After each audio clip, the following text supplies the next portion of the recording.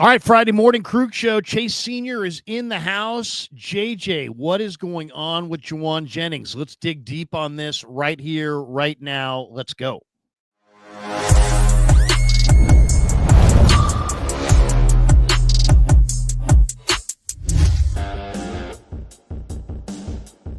Off and running on a Friday. Chase Sr.'s in the house, fired up for this stream. We're gonna have a great time. Of course, we're brought to you by Pig and a Pickle, the best barbecue in all of Northern California on the Krueger Show side. Thanks to Pig and a Pickle. Thanks to Sharp Corner Sports Cards and Collectibles. Anthony Catania's at 831-521-5264. Thanks to Claw Daddy Arcades. They're a great follow at Claw_Daddy_Arcades to find a location near you. Brand new locations in Capitola and Visalia Mall opening for Claw Daddy Arcades later on this year. Hit like and subscribe if you're looking for us afterwards. Once the live stream wraps, catch the full replay anywhere you get your podcast, Spotify, Apple Podcasts, whatever your favorite platform is. Just search the Krueger Show and you're going to find it. But we're off and running on a Friday morning, and Chase Sr.'s in the house, and we're always fired up for Chase. It is 11 o'clock West Coast, 2 o'clock back east, and welcome to the Krueger Show. Chase, good to see you, man. Let's get right into the JJ stuff. Tim Kawakami of the San Francisco Standard sat down with the 49ers. Obviously, the Niners, talked to him, but they wanted messages out. And the article starts with the calf injury is real. So that is a message that the 49ers wanted to get out there. So why don't we talk first about Jauan Jennings? Why don't we get into that? I mean, that is the calf injury is real is the message that the 49ers, wanted out there. And that's how Tim Kawakami started his article. And there's many, and by the way, Tim's a great writer. Everybody should sign up in the SF Standard for him. I battle with a lot of media people from time to time. I have great respect for Tim. Why? Because Tim, I consider kind of like myself. He goes after it. He doesn't get up every morning just trying to get a free hot dog for his back pocket and a nice seat in the press box and have everybody love him. He goes after it. He's chasing a story. He's got some passion. He's a smart guy. He's a connected guy. And he obviously sat down with either Lynch or Shanahan. I believe it was Lynch, but who knows? And he has a lot of very concrete data in his latest piece on Jauan Jennings. Among the concrete data, Chase, is Jennings probably wants a deal for this year and next year that will make him a top 20 paid wide receiver at $20 million per year. He's currently like 45th or something like that, highest paid receiver in the game. There's also a quote in here that says the 49ers likely don't want to give JJ any raise. I thought that was really interesting. Then he goes on to say there should be a compromise by the cutdown day of August 26th, which is interesting. And then he actually laid out what the compromise was going to be.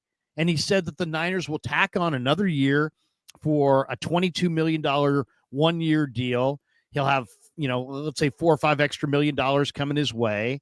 And that Rosenhaus will be able to call it a one-year, $22 million deal. Look what I did. I gave my client a $20 million contract, but in reality, it will just be, rearranging the deck chairs on the Titanic. I mean, it's no real change. The base stays the same, and it's all kind of cap, hijinks. What do you think's going on with JJ? What do you see as the end game? Well, it's so funny, you start by talking about this report from Tim Kawakami. And when I was growing up as a kid, I was so obsessed with broadcasting and just sports journalism as a whole. I've wanted to be in this space since I was 5 years old. And so when Barry Bonds was obviously a legendary player for the San Francisco Giants, I was tapping into some of the San Francisco Bay Area coverage, even though I was living in the Philadelphia area. And then one of my earliest memories of the 49ers was watching a VHS tape when Jerry Rice was running the hills of Northern California for his offseason training. And that got me obsessed with Jerry Rice and how he approached the game of football. And of course, naturally with that, started tapping into local radio. I discovered you years before I even know who you were. And then I found out who Tim Kawakami was when he was a Bay Area sports writer. And so now for our worlds to collide, because I'm covering the Niners and he's obviously a legendary Bay Area sports writer, that's been pretty interesting and pretty cool for me because I know him from about 2 decades ago when he was in the Bay Area as a sports writer. Obviously, he's changed publications a couple of times from that point, but his credibility has remained intact. And when he came out with this article the other day, I put out a video on X and I talked about it on the 49ers report, calling it a new Jauan Jennings update. And some people had said, come on, Chase, this isn't new. And I'm like, hold on, this is new reporting from a writer who is very tapped into the entire Bay Area sports scene. And when he reports that JJ and the Niners aren't close to a deal, we haven't heard that throughout the last several weeks since training camp got underway. When he has some of these other nuggets, I think it's pretty notable because he's not going to say something and just throw shit at the wall just for the sake of it. He is very tapped into what is happening with this Niners organization. And so a couple of huge developments on this front that you obviously pointed to, and a couple of them that I've discussed over time. Like, I do think this calf injury is for real. Jauan Jennings in the spring was one of the best players on this Niners team during spring workouts. He couldn't be stopped. Like, a player like Renardo Green is a really solid corner at this level, I think. And I think this year we're going to see that after he made 7 starts last year in which he played well. He couldn't compete with Jauan Jennings in the spring. But what happened with JJ? Mandatory minicamp, he's not out there because of that calf injury. And then he reports to training camp, starts practicing, even though going into training camp, there was that report from Schefter that he had informed the Niners, hey, pay me or trade me. If Jauan Jennings was annoyed with the Niners, I don't think he would have reported. And if he did, it probably would have been a hold in. And so I do think this calf injury is legit for him. Now, I also think it's unrealistic if he's asking for $15 to $20 million. I understand that the wide receiver market has taken off. It is very robust. It has gotten richer and richer and richer to the point where, remember when Deebo Samuel signed his deal and Terry McLaurin signed his deal back a couple of years ago? They were firmly top 10 highest paid wide receivers. Now, they're not even close to being top 10 highest paid wide receivers, but a player like Terry McLaurin is making $25 million. And if Jauan Jennings is asking for $20 million, that's just ridiculous. I mean, first of all, he signed that contract last year. And I will say this about JJ. Love the player, love the scheme fit, love the attitude, the swagger that he brings, love the fact that he's a willing run blocker. I think he's been so important to the Niners' success and their identity and their culture as a football team. He's outplayed throughout his entire career all of the money that the Niners have paid him. If it's $11 to $15 million per year, I'm giving him that contract extension right now. If it's 15 to 20, look, play out the remainder of your deal. Prior to last year, I know you and I have talked about this. He had not come close to surpassing 500 yards in a season. The one career year that he has last year, 975 receiving yards, he looked great. I think he's a legitimate number 2. But that was the only good year of production that he's had.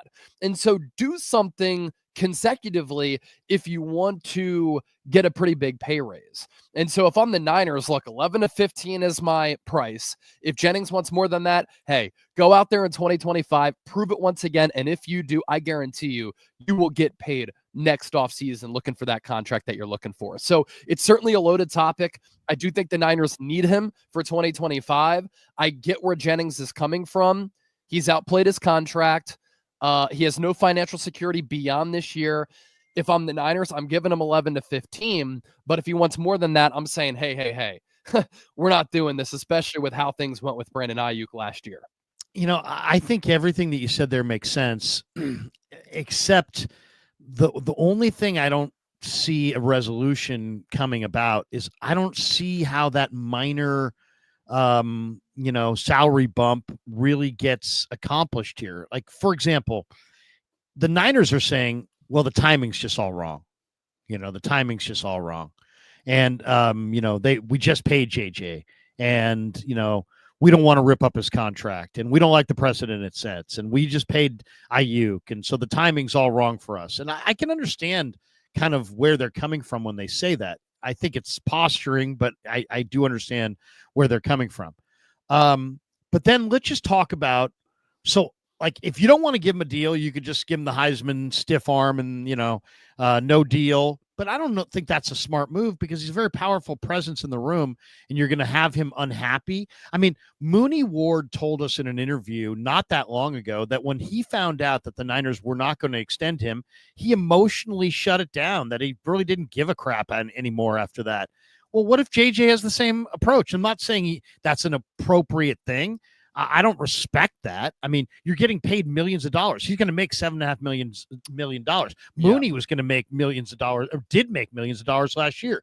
You're not supposed to shut it down when you don't think that you're going to get a contract extension. I mean, whether you're a Niner, whether you're working wherever, if you're not supposed to shut it down if you find out your employer isn't going to give you a contract extension. You're supposed to be a pro and work for the money that you're making in the present. Right. So I don't think it really behooves the Niners to give him the stiff arm and say, screw you, we're not paying you. Just show up and play. And if you're unhappy, who cares? Lots of people are unhappy. Get in line. I don't think I would play that level of hardball with him. But as you said, I agree with you. If you could come up with a short-term extension, but I think the Niners, A, don't want to rip up the contract because of the precedent that it sets. And B, I don't think Rosenhaus will sign any deal that takes him out of being a free agent next March. So any compromise, is there a compromise that checks both boxes? Is there one? I don't know. Can the Niners somehow cut a deal with JJ where his base stays at $7.5 million, so they don't rip up his contract, and he's still a free agent next March?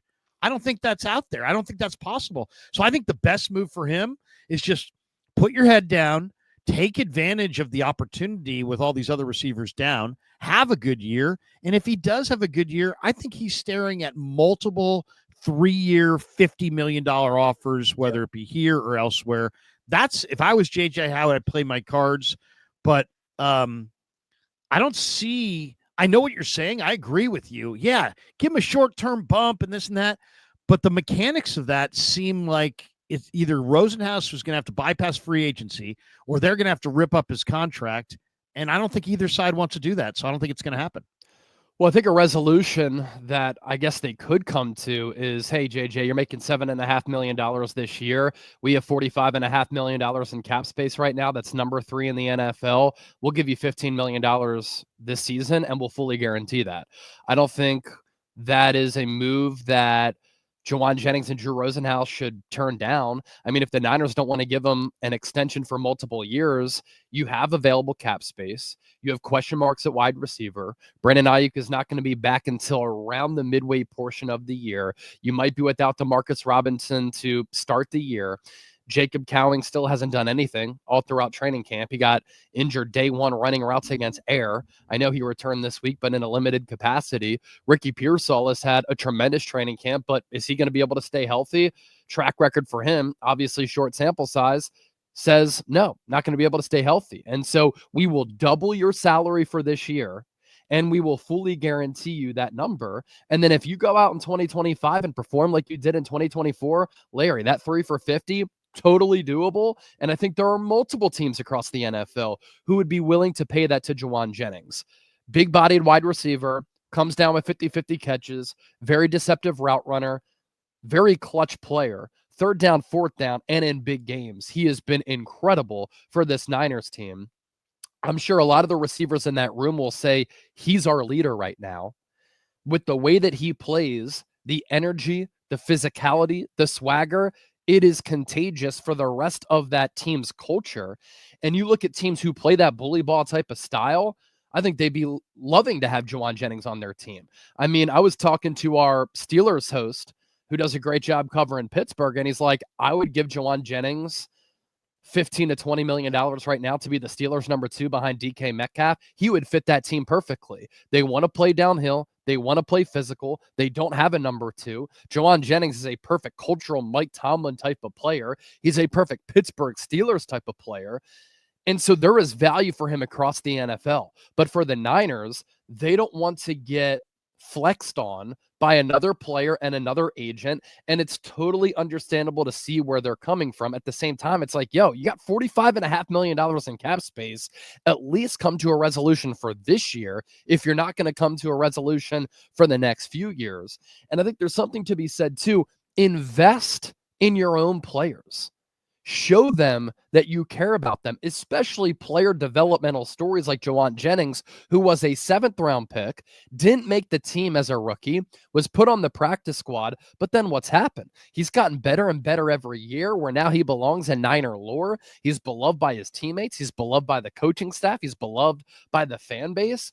And I'd be willing to invest in a player like that, but clearly the Niners have some reservations when it comes to that. Well, I mean, I understand where they're coming from. I mean, there's universal love for JJ, but as I said it a couple times in different streams over the last few days, compliments don't spend. You can't buy a car or a house with compliments. You can't roll in there and be like, "Hey, man, everybody loves me." So what? Money talks. So I understand why he wants the money, but then I guess there's a lot of complicated parts of this. One. The Niners are trying to insist that he's got the calf injury. Do you think that he's 100% out because of the calf, or are you like me that you believe that the calf is part of it, but that the contract is part of it? I mean, he posted the photo yesterday on his Instagram story of him getting treatment on his calf in a training room in Las Vegas. Do you think he's just getting fake treatment? No. I think it's real, but I'm just saying, do you think? And I'm not saying you specifically. I'm saying like in general terms. Like, I just don't think he's in the training room taking a photo of his calf, clearly getting work on that calf. But why is he? First of all, let's talk about that for a second. Why is he doing that? To show people that he's actually hurt. Right. Because he knows the perception is right. So they know the perception is that he's jaking it, that he's not hurt, that he's after the cash. The other question I would have then is, if the calf injury is legit, let's carry this out to its logical conclusion. If the calf injury is legit and you're paying Ayuk $30 million and he's hurt, why are you in a rush to give more money to a receiver who may have already played his best football, who had a calf injury in the spring that is still lingering in August? And then they probably have PTSD from McCaffrey's injuries too, with the Achilles and calf. And exactly, Dre Greenlaw as well. And what if it and how about this? He hasn't played football for a few, he's missed 10, 12 practices. Doesn't it? I mean, you really need him. You don't need him later in the year. You're going to have Ayuk back. You're going to have all these, possibly. You're going to have all these other guys. Demarcus Robinson's suspension will be done. You'll have Watkins and Cowing more indoctrinated into the offense. You need him in September, but isn't it highly likely that he's going to have some soft tissue injury? If he had a calf injury in the spring that he's still battling and treating in August, then I think it's pretty reasonable to think that missing all of training camp could lead to a soft tissue injury. And then you've extended a guy because you're over a barrel in September and you can't use him in September. And then people are going to rip the 49ers for spending more locally and nationally, for spending big money again on more receivers, as they're not nearly good enough on either side of the line of scrimmage. Do you see where this is going? Sure. I mean, and look, I think the Niners understand what Jauan Jennings' value is. I also think they have PTSD with what happened with McCaffrey, what happened with Dre Greenlaw. They were the number 1 most injured team in football last year, number 2 most injured offense in all of football. And the Niners aren't dumb. They hear and they see the noise. There was all of this buzz from John Chapman's tweet about how the Niners weren't doing static stretching. What were they doing yesterday before the joint practice, Larry? Static stretching. I saw and that. Brad Graham even said it. Like, I like what Steph Sanchez does, but she's like, oh my gosh, like the Niners are stretching. But Brad was like, actually, this is new to their routine. They haven't been doing this. And so the Niners are hearing the noise. They know they've been banged up, and they know it's not a good look, and they got to try to get to the root cause of this. One more thing before I talk. But do you think that they aren't stretching inside? I just think that this was an opportunity now for them to, because I find it very hard to believe. I mean, I played football. I've worked in the Canadian League. I've seen my sons play high school football. I've gone to college football. I've watched pro football. I've never seen a football team on any level not have a serious stretching period for good 10, 12, 15 minutes before they actually start practice. I I don't believe the 49ers are just putting on the uniform, trotting out to the field and practicing. I think they're stretching somewhere. We're just not seeing it. Well, there's a couple of, if you want to get nerdy about this, there's like dynamic stretching, there's static stretching. Static stretching is like the old school Lines, on the ground individual stretching. Here's the thing though. You have a 90-man roster. There is not space inside the facility for everybody to do static stretching. You do that on the field. And what they did prior to that practice against the Raiders was new to their routine, especially when Brad's saying it when he's been at every Niners training camp practice. I know you have as well. But I'm saying they're stretching inside. I mean, where's the locker room to do that with 90 guys? Well, I hear you, but the locker room, I don't know if you've seen the locker room, but the locker room the Niners have, the visiting locker room is very small. The home locker room is massive, massive. Now, is there enough room in there to stretch only? Like maybe not in that room, but there's also several other rooms that the players, are in, and there's all kinds of side rooms. I'm just saying, I think it's absurd to think that the 49ers don't stretch at all. Like I don't think it's that. I think they have to be stretching. They're not going out of the practice field cold. Right. Of course they're doing something prior to practice, but when you are top 10 in injury rate every single year since 2017, it's not just Kyle Shanahan's practices are hard and that he has a physical style of brand of football that he likes to implement with his teams. And that's a great positive. I love the style of play that the Niners have, but there's a clear history here that is very concerning, that has to raise red flags. And when you've suffered so many injuries already before the season starts, where you're having to bring in bodies off the street and you can barely get through practices. Earlier this week, you couldn't even do one-on-ones with your wide receivers. Isn't it okay to ask a critical question to try to get to the root cause of why this stuff is happening? Oh, yeah. You know what I mean?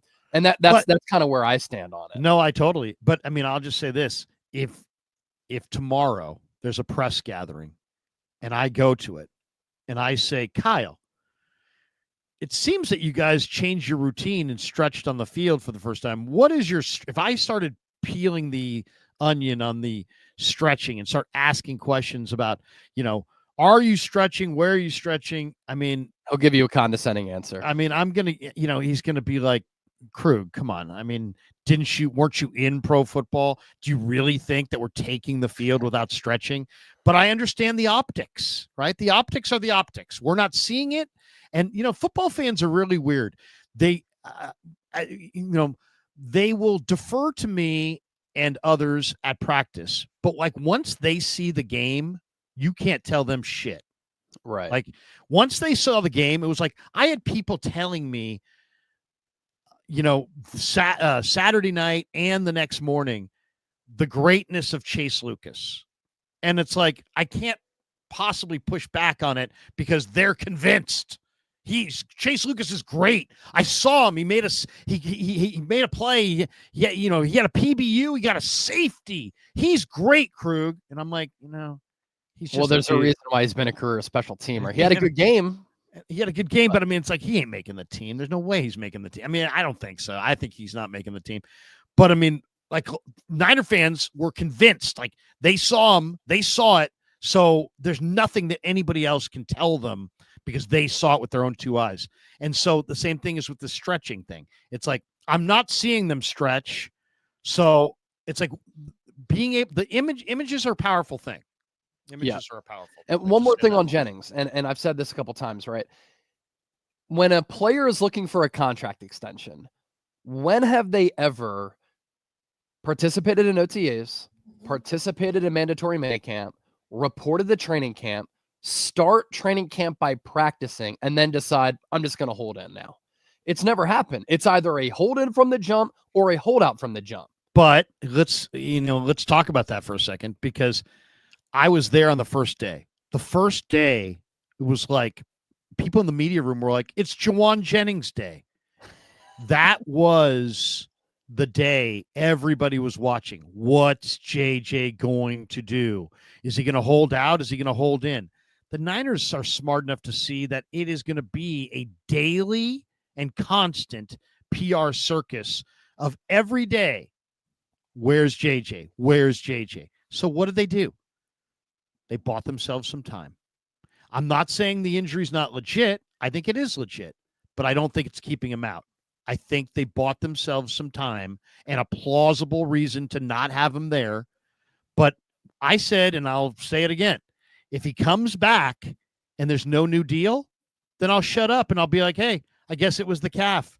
But if he comes back only after there's a new deal, then you know what? Stop telling me it's the calf. There's going to be people. He's going to get a new deal from the Niners, and then there's going to be a bunch of content creators and Niner media people that are going to try to carry the Niners water and say, yeah, he got a new deal, but he's really back now because of the calf.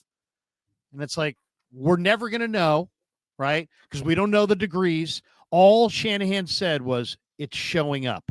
It's showing up on the imaging, but it could be showing up as anything. And it's like, is it showing up in week 1 after he plays? Is it going to be showing up in week 2 if he plays? Is it going to be, you know what I mean? Yeah. So it's like, I'm not saying it's phantom. It's real, but is it real enough to keep him out?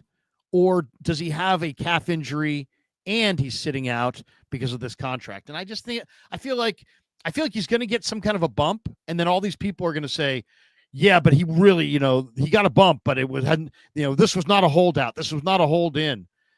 Or the Niners are going to stonewall him. And that's why they're pushing so hard on this. The calf injury's real because they know he's going to lose face. If it's not now, he can come back and just be like, hey man, I've been nursing my calf. Yeah, I haven't been here, but all summer, but that's how I see it. I just think that they saw a way to sidestep a daily and constant PR, call it a hurdle. And they just said, you know what, we'll lean on the calf. We'll give him time. If the team's willing to say it's a calf and the player's willing to say it's a calf and the agent's willing to say it's a calf, I guess it's a calf. But I guess I would push back with that. If a guy has a calf injury that's legit and he had it in April and it's lingered into May and June and July and August, and now it's mid-August, and he still has this calf injury, then why are you signing him to an extension? Mm-hmm. Here we are thinking that there was going to be an offseason without any contract drama. Right. Well, they don't like that narrative either, right? They want to avoid that one. This is another one. The calf injury gets to say, hey, we got our contract stuff done, and this is just a calf injury. Yeah. But once again, if it's a calf injury, you're paying Ayuk $30 million. He's not healthy. Why are you trying to pay another receiver, more dollars when he's hurt? Right. It is what it is. I have another concern with the 49ers that I want to throw your way. Saron Neal is guaranteed $2.25 million. I can't tell you what he does. He's not running with the ones on special teams. He's running with the twos. He's not a starter on special teams, yet they signed him as a free agent. This is the third year in a row the Niners have signed a free agent they shouldn't have signed, and now they're going to compound their mistake like they did the last 2 years, and they're going to wind up cutting Darrell Luter or Jacob Robinson and keeping Saron Neal. And once again, there are going to be people out there that are going, there are people out there that they find out what's going to happen, and then they align their opinions with that so they can never have to go against the team. But there's nothing that Saron Neal has done on the practice field or in the games or in any of these practices that makes you go, yeah. But Jacob Robinson has a PBU every day. Darrell Luter almost had an interception in the first preseason game, and he's a 6'2" corner with real great athleticism. I think one of those two guys is going to wind up being cut for Saron Neal. And Saron Neal, is he a safety? Is he a corner? He's a special teamer, but he's not running with the ones. Brant Boyer is the captain of the special teams unit, and he obviously there's no way they gave him $2.25 million guaranteed without Boyer okaying it. And now Boyer's not who's in charge of playing him, isn't playing him with the ones. So my big fear is that they're going to put Saron Neal, a special teamer. It's like, Niners, pick a lane. Are you about incremental improvement and you need every special teamer possible to have that incremental improvement? Or are you about developing your roster for the future? And because Saron Neal's never going to be able to line up and play corner against any good NFL receiver, but Jacob Robinson might, and Darrell Luter might. But if you cut those guys, like you cut Sam Womack, like you 2 years ago, you cut Deshaun Jameson for, backup veterans that you signed to dollars in free agency that you never should have signed. It's like, are we here to protect Jed's cash in our decision-making, or are we here to put the best 53 guys on the field? And if you're not here to put the best 53 guys on the field, I'm not down with you. And I'm really not down with the idea that they're going to cut a good young corner for the third year in a row to keep Saron Neal, a backup special teamer. To me, I don't know where this is going, but that's a main concern for me.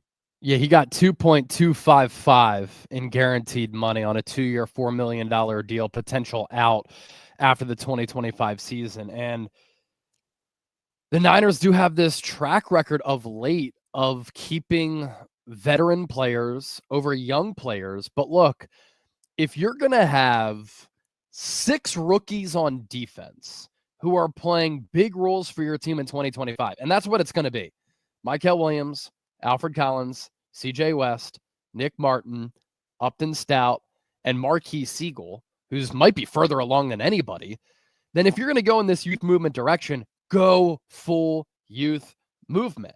And I know that the Niners signed Saron Neal to bulk up their special teams, and Brant Boyer has obviously had his fingerprints all over that, bringing in all of his own guys, brings in Thomas Morstead. I thought his punt sucked last Saturday, by the way.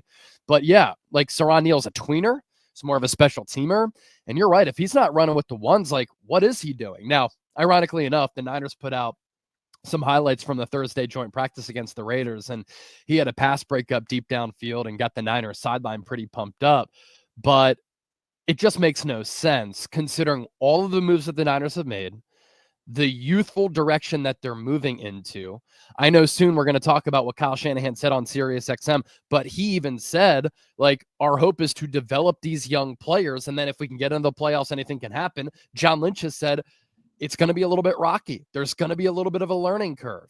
There's going to be some bumps along the road because we're so young. Then go with young players who have upside. Like Saron Neal is 31 years old. He's been a primary special teams guy, hasn't really played much corner as a former 5th-round pick. Jacob Robinson, Derek Canteen, they have some ability. Darrell Luter Jr., what a pass breakup he had in the end zone on Emmanuel Sanders, who is the Broncos' #1 wideout, who they just gave a bag to. Side with the youth players.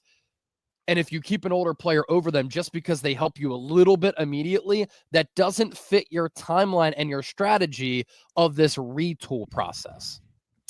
Well, it's like I asked Brant Boyer, and he seemed like he got pushed out of shape, but of course I was right. I said, Brant, were you given any assurances to come here? The Niners have been bad under multiple special teams coaches, some of which were actually pretty highly regarded. Yeah. Did you get any assurances? Did you ask for any assurances when you came here? He's like, I don't need any assurances. He's like, I didn't ask for any assurances. I just wanted to be with a good organization and a team that could win the Super Bowl. And he said, okay, so that's the right thing to say, but it isn't the truth, I don't think, because ultimately, what do you think? Who do you think authorized Saron Neal for $2.25 million? Who do you think pushed for that? That is a concession. That is something that, that would be an assurance. Like, hey, assurance would be like, hey, if I sign here, are you guys going to go spend money to get me some special teams aces in free agency that I want? But he's like, no, I didn't want any assurances. So isn't it interesting that the special teams coach who's saying he didn't want any assurances, and yet the Niners' only thing that they did in free agency was go after special teamers. Yeah. And yet he was like, he's got pushed out of shape when I'm like, did you get any assurances? It's like, I think he absolutely did get assurances. It's just all accident. It's all just worked out that way, that he signed here despite the Niners being horrible on special teams. And then they just went in free agency and added special teamers. I'm like, and he had nothing to do with that and didn't demand that or want that. I mean, I don't think we're being told the whole story, but whatever. They can spin whatever yarn they want to spin. either way, what lane are you in? Are you a developmental team that is just trying to get a little better, or are you a team that you think, that thinks it's going somewhere? All right, let's share the screen. This is Shanahan on Sirius XM.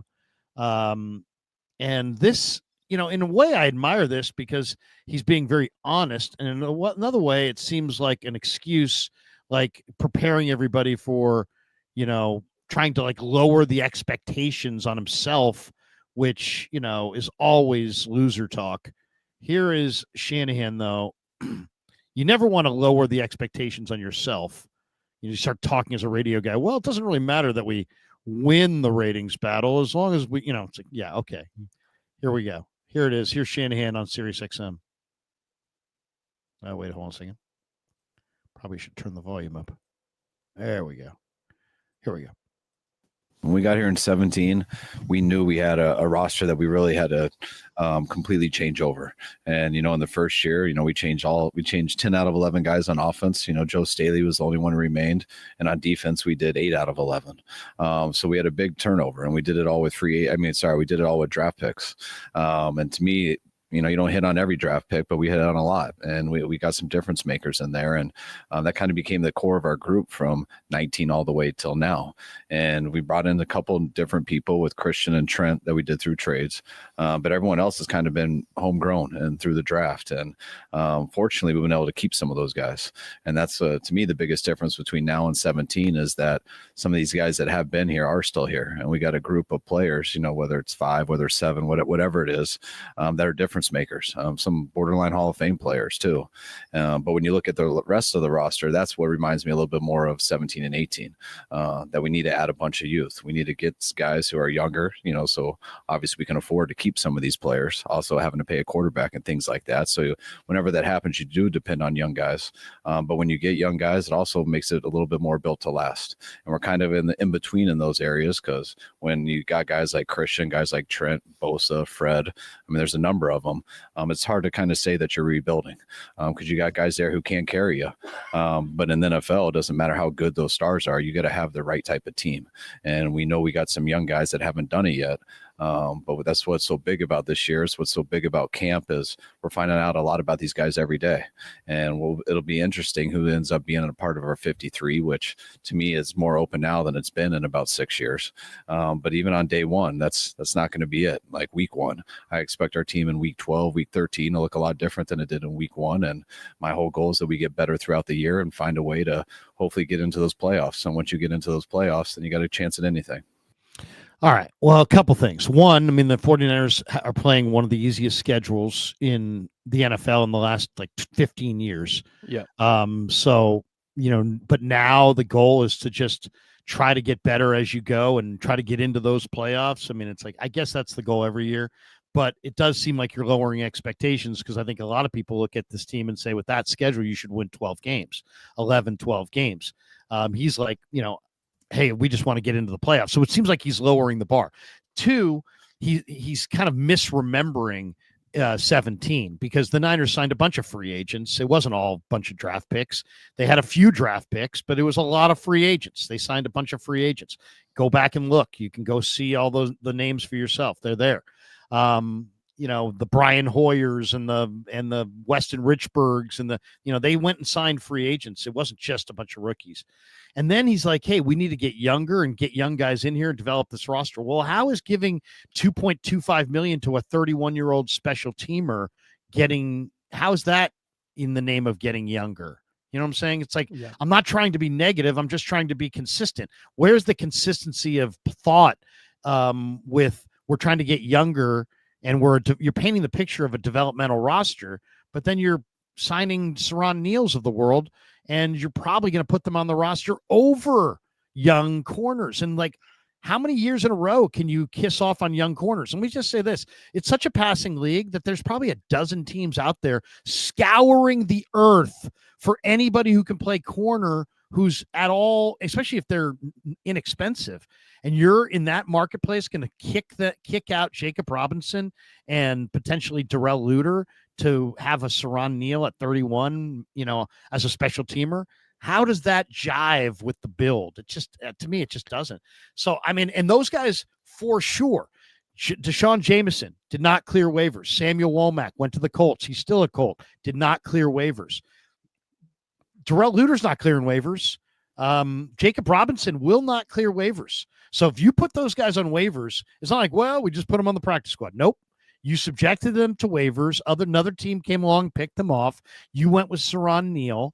And then later on this year, when you have injuries at corner, you're going to be scouring the earth, looking for your own backup corners, and your good young backup corners will be excelling in another organization. I think that's counterproductive to what the game plan is. So I think the cut down is going to be very, very interesting.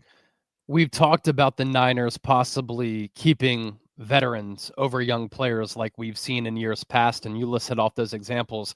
You know what's one move that's going to make me blow my top and be irate if it actually happens? If the Niners do something like keeping Jordan Elliott over Sebastian Valdez. That would be insane. Do you see trades coming? Because it's funny, I did a 53-man roster deal, and I had the Niners trading Yatir Gross-Matos, and he hasn't done anything. Right. But I mean, he's still an NFL defensive lineman, and there's a dearth of them. And maybe even Spencer Burford, because there's a dearth of offensive linemen. And I don't think I would have Burford as the backup tackle. Lombardi did the same thing. He did a 53-man roster. He had the Niners trading Jordan Elliott and Jair Brown. And I thought those were interesting. I would not trade Jair Brown. To me, he's one of your better safeties. But, somebody's going to have to go to create room for Saran Neal, because they're probably not going to eat $2.25 million. He's probably going to be on the roster. I'm okay if he's on the roster instead of Richie Grant, but I will lose it if he's on the roster instead of corners, because the corners you got to have. And we've seen the Niners go hunting for corners. Who are those guys? Didn't they bring in a guy from the Cowboys last year who was hurt? They brought in another guy. It'd be nice to have Samuel Womack on the team. I'll tell you that. Yeah, it'd be nice to have Samuel Womack. It'd be nice to have Deshaun Jameson, and it would be nice to have Darrell Luter and Jacob Robinson. It would be nice to have corners, actual corners that can play. Can I touch on what Shanahan said first? Please do. Yeah. So I actually have no issues with what Kyle Shanahan said. And I found it refreshing what he said. I wish that he would talk to you and the media like that more often, instead of being so guarded, sometimes condescending, and so short with his answers, and oftentimes not really fully truthful. He's a really bright and intelligent football mind. And it doesn't just come down to coaching and play designs. It also comes down to team building. And I thought that you saw that with that Sirius XM clip. And look, I think Kyle Shanahan and John Lynch know that they have to save themselves a little bit and maybe temper expectations with this fan base just a little bit. But that's the reality of where this ball club is right now. Now, you look at this team. They have Brock Purdy, who they just paid on offense, Trent Williams, George Kittle, who they also just paid. You have Christian McCaffrey. You paid Brandon Ayuk. You used a first-round pick on Ricky Pearsall. You have Jauan Jennings. You brought in Demarcus Robinson. This offense is veteran-laden for the most part, and you have a lot of current stars on that side of the ball. And so this is an offense that was the number 2 most injured offense in the NFL last year, and they still were the 4th best total offense in the NFL. And so this is the importance of the Niners offense, led by Kyle and Brock, to really carry the weight of this team early in the year. But when Shanahan talks about this retool for this roster, it is certainly real on the defensive side of the ball. And that's why the offense is going to have to play its best early in the year as this defense gets caught up, because there will be a learning curve there. And I don't think that the Niners are true Super Bowl contenders. Do I think that they can win double-digit games and be a playoff team? No doubt. The odds makers agree. They have them as the favorites to win the NFC West over the Rams. They have them top 6 in Super Bowl odds. A couple of things have to happen, though. They cannot suffer injuries. They have to stay healthy. And the development of their young players is going to be paramount. And so when Shanahan says something like that, there are 6 rookies who are going to have to play huge roles for this Niners defense in 2025. And we could see anywhere from 3 to 5 or 6 of them start for this team. And whether they start or not, that's 6 players at different positions and spots, which accounts for more than half of your defense. So I think that Robert Saleh did some great things against Denver. Creative, aggressive. We saw some exotic things from him. A thing with a great coach is putting a player in a position to succeed and maximize that player. We saw it with Chase Lucas. He has been a career special teamer, and Robert Saleh said, you're not the best in coverage, but we'll use you on corner blitz and a delayed blitz, which led to that safety. That's what quality coaching can do. And so this is a team that has a lot of veterans. This is a team that has the easiest schedule in the NFL. This is a team that has a lot of talent. Maybe the best coaching staff in the NFL from top to bottom, factoring in Shanahan, Saleh, and Brant Boyer. But there will be some lumps with this defense just naturally because they are so young and they have so many question marks. And so I think that's the point that Shanahan was trying to make, where, early in the regime, we were so young across the board. Now we have a mixture of veterans and young players, but we're hoping that this team looks a lot different in week 18 compared to week 1. And that's the natural progression that the Niners are going to need if they do want to be a playoff team, which I think is totally possible. I was back to the roster cut down. I was looking, so I did one. I had 5 running backs. Lombardi did one. He had 5 running backs. He put Jordan James, Juszczyk, Patrick Taylor, Garendo, and CMC. I basically did the same thing, except I took Jordan James out and I put Corey Kiner in. What's your guess on this? Are the Niners going to go with 6 backs and keep Kiner and, James, or do you think they go 5 and put James on an IR situation or some kind of a physical deal because he's got the broken fingers, or do they go with both of them and wind up cutting Patrick Taylor, who's a special teamer who probably would get through waivers better than those guys, but he's also gotten a huge amount of carries this summer. I don't think Taylor would have to go through waivers. I think because he's a vested veteran, he could just come back on the practice squad and then you could elevate him to the active roster on game day. That's a roster gymnastic thing that you could do. So you're saying keep 6 or keep 5? So I'm saying with Patrick Taylor, if it comes down to a roster crunch at running back and you need to let one of them go and you want to keep Corey Kiner on the 53-man roster, you could cut Patrick Taylor, for example, and then bring him back to the practice squad because he wouldn't have to go through waivers, I don't think, because he's a vested veteran. And then if you want him on the active game day roster, you can elevate him from the practice squad to the active roster for the first few weeks because he'll have some activations. He can help you on special teams. And then you kind of figure out that a little bit later with what you want to do for that roster spot on the 53. So you cover the Niners, but you also cover the Eagles, and the Eagles are one of the deepest teams in pro football. And if I were the 49ers, the Niners in the past have been like, we don't need to look around the NFL for, guys who are cut on other rosters because our roster is supreme and there's very few guys cut on other rosters that can make our roster. Well, that's no longer the case. You definitely should be. They better have a real good idea of a canvas of the league of good players that are cut, because I'm looking at the Eagles going, I'd like to have Shunderick Powell. I think he's going to get cut. He's a dynamic player. If I were the 49ers, I'd want him. He's dynamic. I like Giles Jackson, who was at the Niner local pro day. He's an Antioch kid. He's going to get cut. Yeah. I'd be after him. Miles Hinton, Cam Williams, Holland Pierce. The Eagles have a loaded line and they've got good backups, and they drafted, they added 3 rookie tackles that are probably all better than the Niner tackles. If one of those guys tries to get slipped through waivers to head to the practice squad, if I were the Niners, I would try to pick off those guys. Montrell Johnson is another guy. Shunderick Powell, Maxon Hook. I mean, there are guys here that the Eagles may cut. Ogbo Okoronkwo. If you're looking for more edge rush, And why wouldn't you be? He's played in the wide 9 under D'Amico and Jim Schwartz. Right. He knows your system. He's an outside rusher. He's an accomplished guy. Is there an Eagle who are the last 4 or 5 guys that the Eagles are going to wind up cutting? Is there a player, which I'll throw it to you this way. Is there a player that you've seen watching Philly this summer that you think is not going to make their 53, but the Niners could pick off and put them on their 53? Yeah, I'm looking at trenches. I'm looking at Holland Pierce, the UDFA out of Rutgers. I'm looking at Cam Williams, a 6th-round pick out of Texas, who, if he would have returned to Texas and play well, he has first-round talent. And so those are the players who I'm trying to pinpoint.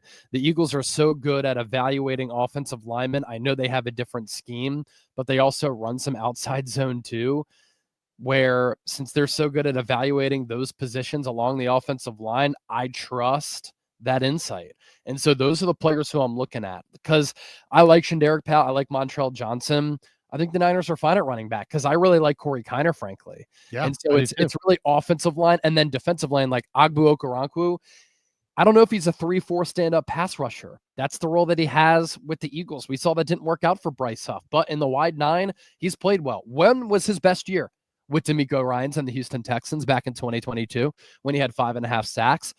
If you trade away Yetur Gross-Matos, or he just continues to be hurt, or if you get rid of Robert Beal, do you go after a player like Okoronkwo? Is Antoine Powell-Ryland going to make the team? I think he does, just because. How many edge rushers are they going with? They have Nolan Smith, Azeez Ojulari, Jalix Hunt, Josh Uche, Patrick Johnson, Okoronkwo. Taylor might get cut. Antoine Powell-Ryland, O'Shawn Mathis. I mean, they got a bunch of guys. They got about 8 pass rushers. They only can keep 5, probably. Yeah, I think they would keep Antoine Powell-Ryland over a guy like Patrick Johnson. Okay. Yeah. So Patrick Johnson, Powell-Ryland is a player, if he becomes available, like he was one of the most productive pass rushers in college football the last couple of years as far as TFLs and sacks, both at Florida and Virginia Tech. I think he's a solid player. How about corner-wise? I mean, the Eagles have Kaylee Ringo. They've got Quinyon Mitchell, Cooper DeJean. Those are their starters, but they also Eli Ricks is a player, maybe. Dory Jackson is a fast veteran. You got Jacorian Bennett, just came over from the Raiders. I love Mac McWilliams. That you mentioned, what was the guy you just said? Eli Ricks. Oh, Eli Ricks. Yeah, Eli Ricks. There's also Castro Fields, who was a Niner draft pick once upon a time. He had 3 pass breakups and 3 opportunities in the preseason opener. Yeah, who's going to be the odd man out at corner for the Eagles? Yeah, I think Tariq Castro Fields won't make it. Eli Ricks might get cut, but I don't think that also like Adoree Jackson and Keely Ringo are locked to make the team after the Jacorian Bennett trade, and then they're using Mac McWilliams solely at outside corner after he started camp in the slot, and I think he's in the running to start opposite of Quinyon Mitchell, and so one of those corners is probably going to get let go too. How many quarterbacks do the Eagles go with? It's a loaded roster. Do they go with 2 and cut the other 2 guys? And if so, if you're the 49ers, would you rather have DTR or Kyle McCord than Carter Bradley? Please. That despicable performance from Carter Bradley. Carter Bradley, of course, dad is Gus Bradley, and Gus Bradley may be the next head coach of the Niners someday. We used to rip Trey Lance for not throwing with any touch. Carter Bradley makes Trey Lance's Zoom ball look like a lollipop. Yeah. No touch at all. Is McCord going to make it, or is it going to be DTR? Are they going to go with 3 quarterbacks? Better, but McCord was drafted in the 6th round. But that's another position. DTR or Kyle McCord are better than Carter Bradley. 10 times out of 10, you're taking them over Carter Bradley. Well, I mean, and if you're only going 2 on the roster, then you maybe it's their practice squad versus your practice squad, and there's no, you can't steal a practice squad guy. I mean, I guess you can. But it's a lateral move. But like once the guy's put on the practice squad, you have to put him on the active roster. But once he gets waived, you could sign him, you could pick him up, and then try to put him on your practice squad. But then other teams could pick him off your practice squad. Either way, I mean, it seems like every year the Niners get picked off a couple guys by the Arizona Cardinals who just like, all right, we'll take your guy. Yeah, I mean. Jared Kingston, Deshaun Jameson. Yeah. Quantrez Knight, all of a sudden, hey, there he is. He's there. Okay. Is there one last one we were going to get to before we get out of here? What is your what what do you want to see as far as I wouldn't let any of my top 7 guys play in the preseason. I Purdy might be able to play a series or two just because I want some offensive rhythm. I think that's a important part of the preseason, but I'm not playing any of those other guys. I'm not playing Bosa or Kittle or Trent or CMC or Warner or Lenore. I'm not playing any of those guys. And if I'll trade a little rust at Lumen Field in week 1 for make sure I have my top 7 or 8 guys healthy and playing. What do you think? Would you do that? Would you not do that?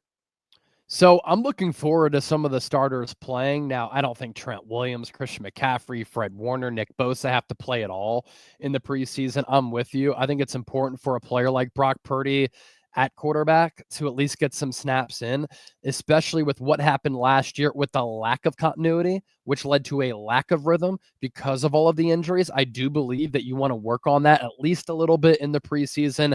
I know the Niners have had a couple of joint practices to do that, and it's beneficiary to go up against the Denver Broncos and the Las Vegas Raiders because that is very similar to a live game situation, but nothing replicates what actually happens in the game. And I want to see Purdy and the offense work on some of the timing and anticipation and just get some reps in a live game setting because the Raiders are going to be playing their starters as well. So Purdy's going to play, according to Kyle Shanahan. How much we'll see. What I really want to see on offense, does the Purdy to Pearsall connection translate from practice to the game? Because that has been a dynamite 1-2 punch throughout camp. This is a huge year coming up for Pearsall. If he ends up being a really good player, it can really change this passing game for San Francisco. And you have him under team control the next 4 years if you exercise his 5th-year option to play alongside Brock Purdy, who you just paid and invested in. Don't think George Kittle has to play, but Purdy to Pearsall is what I want to see. Can Jacob Cowing get some run coming off that hamstring? I think that's going to be important for him. Connor Colby, Drew Moss. Does Colby line up at left guard? Does Drew Moss run with the twos? That's kind of what I want to see on offense. And then on defense, the defensive line is absolutely depleted, and we're not going to see Michael Williams or CJ West. But we saw with the Niners backups against the Broncos starters in week 1, how this defense was flying around. And one thing that really stood out to me with what Saleh was doing, aggressive, he was multiple, he was very creative. You saw some exotic looks. But this defense, most importantly, was playing confident, playing decisively, firing on all cylinders, and flying around. Last year, there was a lack of that. Because of bad coaching and because Nick Sorensen was in over his skis, I thought this defense played so hesitant and indecisive, which then led to them playing slow and being in the wrong spot at the wrong time, not being able to make plays. And it was just a dumb defensive side of the ball for San Francisco. And so I want to see Saleh continue to do some of those things, but maximize these young players and continue to see them develop. It's funny. I've talked to so many coaches through the years about other coaches. And when a coach likes another coach, he'll say, yeah, he's got a lot of the answers. He's got he's got the answers to the test. And I kind of felt like there were some people last year who were like, you know what? Sorensen doesn't have any answers. He has no answers. I mean, look at Robert Saleh. He's not getting much pass rush. It's the preseason, and he sends a Chase Lucas on a corner slot blitz and a delayed blitz. Yeah, delayed slot blitz. And it's like, guess what? When you're not getting home with your front 4, as the Niners weren't getting home with their front 4, you got to dial shit up. You can't just sit back there on your freaking heels and pull your hat down extra tight and be like, communication breakdown, and there's nothing a whole lot we can do. Well, you know what? That's you're gonna have to dial up some blitzes. You got to get pressure in this league. It's a rush and cover game. You're either getting pressure with 4 or you got to bring 5. And if you don't get pressure with 5, you got to bring 6. That's the way it goes. You just don't. Instead, Sorensen sat back there, rushed 4, allowed his defense to just get picked apart like a dead carcass, and they didn't sack the quarterback even one time in the final 6 games of the year. And every time I asked him about massive breakdowns, he'd be like, just a communication breakdown, just a communication. What do I need you for if all you're going to say is communication breakdown? You got to have answers. He had no answers. I believe Saleh will have more answers when things don't go right. You'll see him dial up more creative blitzes. You'll see him change out personnel. He's not going to sit with the same guys. He's not going to sit there and lecture us for 10 minutes about the great locker room leadership of Devondre Campbell, as we're seeing the exact opposite. And then the guy goes AWOL within like 10 days of this ridiculous comment. And you know, it's a great sign of quality coaching. Think about what Marquis Siegel did in that game. Think about CJ West and Alfred Collins, maybe not making direct plays, but influencing other plays. Think about Chase Lucas, who's been a career special teamer, who had the game of his life. Thinking about Kalia Davis and Robert Beal, who had done nothing prior to the preseason game, showing some flashes. A UFL player like Bradley and I, such a bummer that he's on IR, because I really like his pass rush plan and the moves that he has. He was impactful too. That is the sign of quality coaching, elevating players and maximizing players. And that's what great coaches do outside of just X's and O's, game planning, and making adjustments. Will there be, oh, by the way, the Saints today put Mason Pline on season-ending injured reserve. So my buddy Pline is now out for the year with the Saints. At least he's getting paid.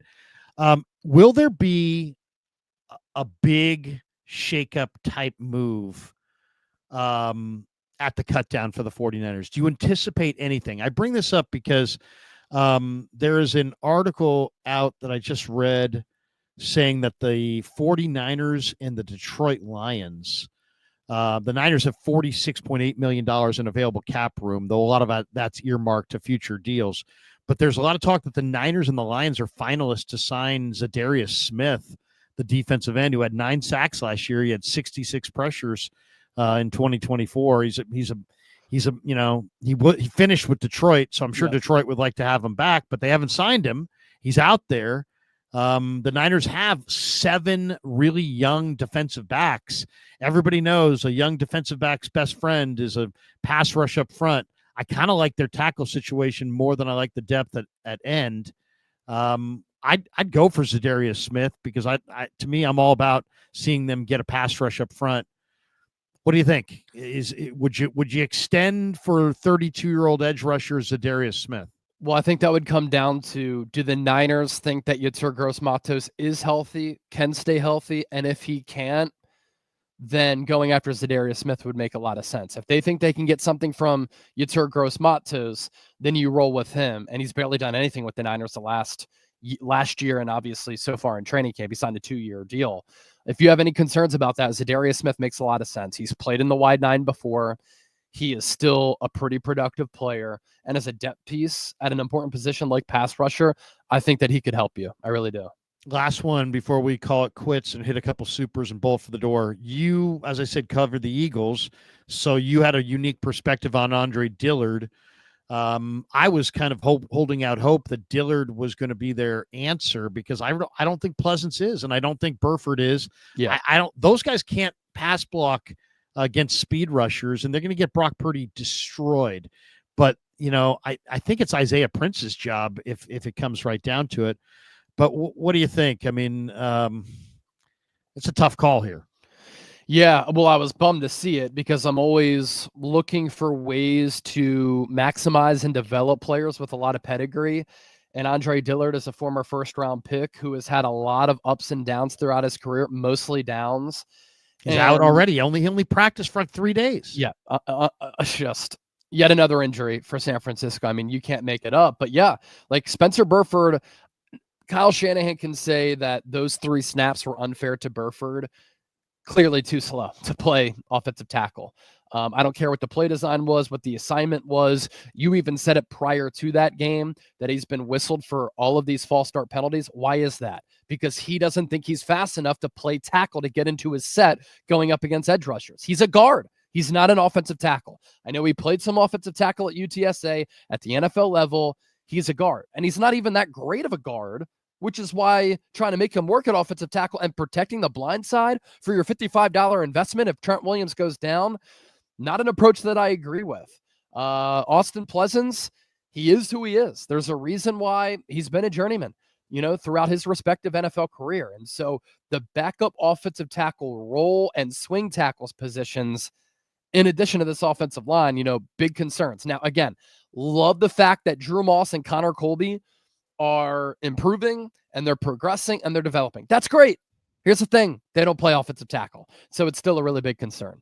Yep, no question. All right, let's hit some supers and we'll bolt for the door. We got 3 of them here. Joseph Ernberg in the house. Have you actually seen them stretch at Levi's?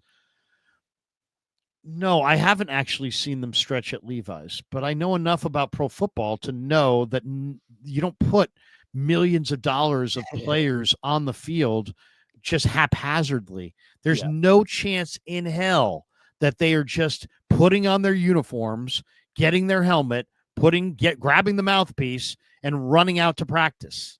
It's more about the process. It's not what they're ignoring. It's the process that we can question and exactly what they're doing. Right. They're, of course, stretching. They're doing not something. Hitting the field cold. It's about the process of what exactly they're doing. Yeah.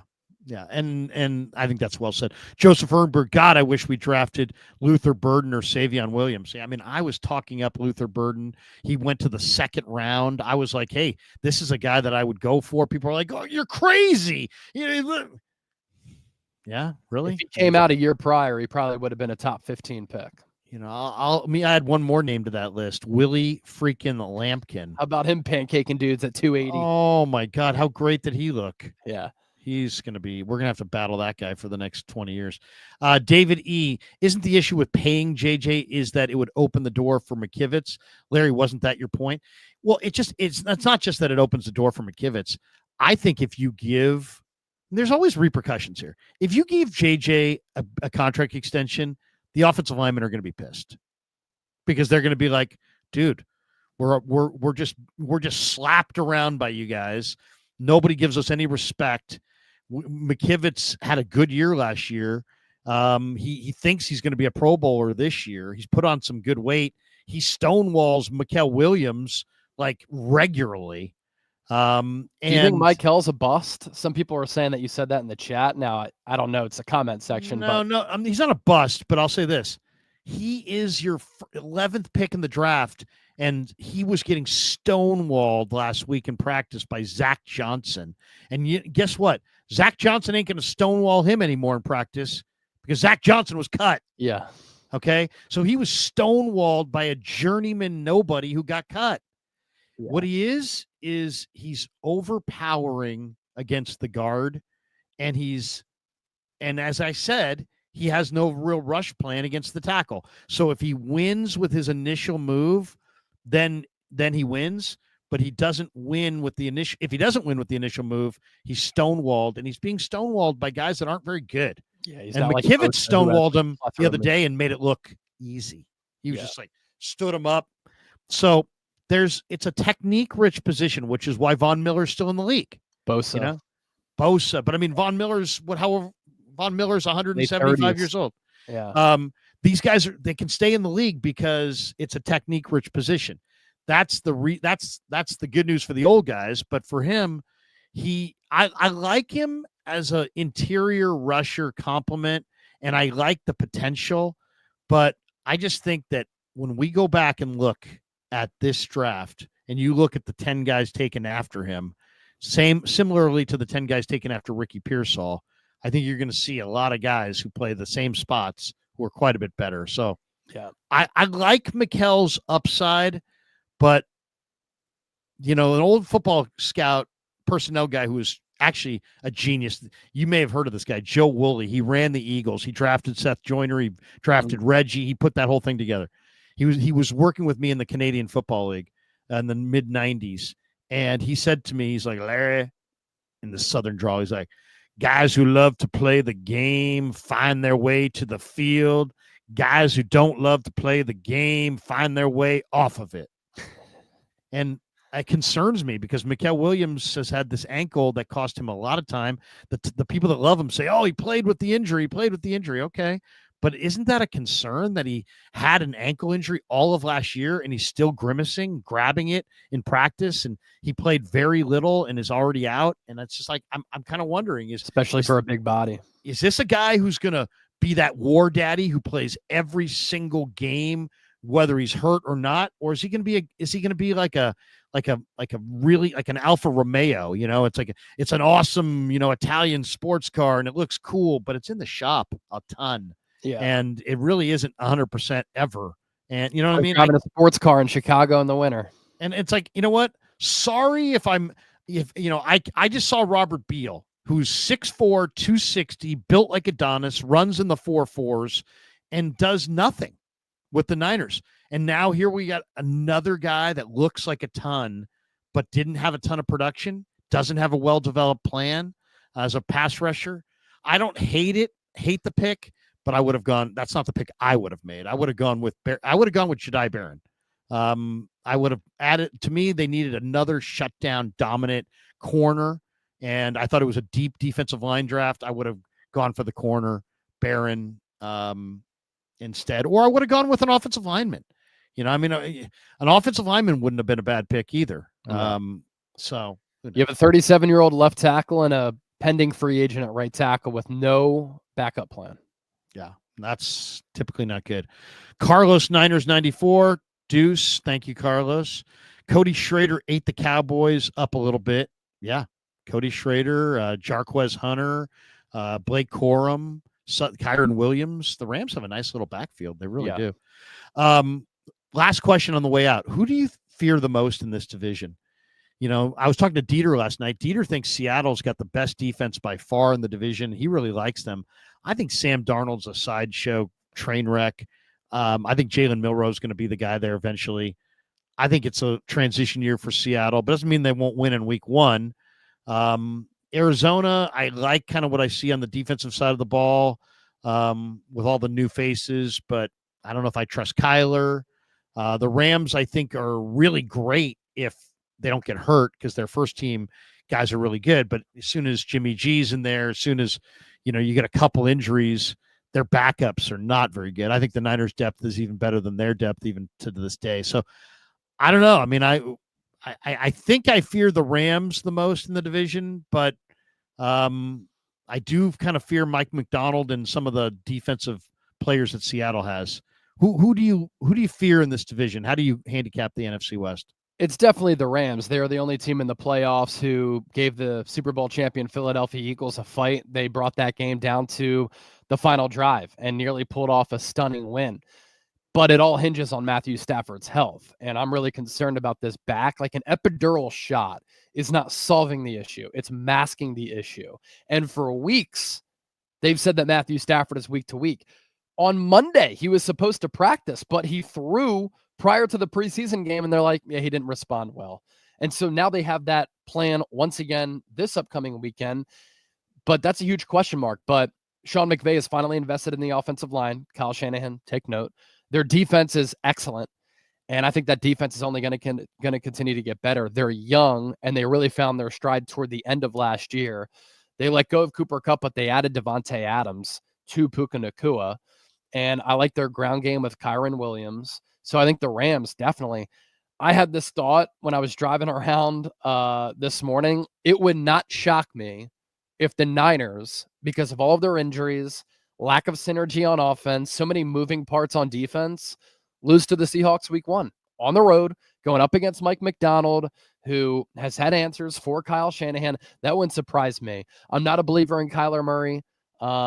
If you have to beg him to actually care, I'm just out at the quarterback spot. So it'd go Rams, Seahawks, and then Cardinals for me in order.